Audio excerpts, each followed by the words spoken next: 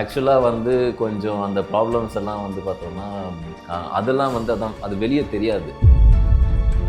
இது வந்து drug addiction இருந்தாலும் நமக்கு தெரியாது. ஆனால் வந்து என்னென்னா அப்படியே வந்து நேரில் பார்த்த மாதிரி சொல்லிடுவாங்க.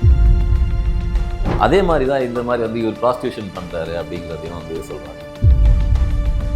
நம்ம வந்து என்னென்னா கொஞ்சம் இப்படி இருந்தால் கூட அவங்களா ஒரு கதை, அவங்களா ஒரு ஏன்னா பர்சனலான ஒரு ஃப்ரெண்ட் இருக்க மாதிரியே தெரியாது. எப்போவுமே அதெல்லாம் பர்சனல் விஷயம் தான் ரொம்ப ப்ரொடெக்டடாக இருப்பார்.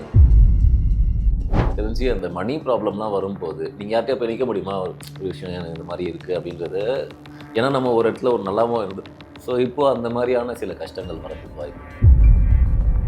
சின்ன வயசில் உங்களுக்கு சைல்ட்ஹுட்டில் இருந்து கூட சில விஷயங்கள் வந்து உங்களுக்கு பாதிக்கப்படலாம். இருக்கப்பட்ட இது பேமெண்ட் விஷயம், கடைசி பேமெண்ட் மட்டும் மோஸ்ட்லி வராது. நிறைய பேர் என்னென்னமோ எக்ஸ்ட்ராப்ளேட் பண்ணி ட்ரக்ஸ் அது இதுன்றாங்கல்ல. எனக்கு தெரிஞ்சு ஃபினான்ஷியல் ப்ராப்ளம்ஸ், இந்த ப்ரொஃபஷனல் ப்ராப்ளம்ஸ் இதனால தான் மனநலம் பாதிக்கப்பட்டிருப்பாருன்னு நினைக்கிறேன்.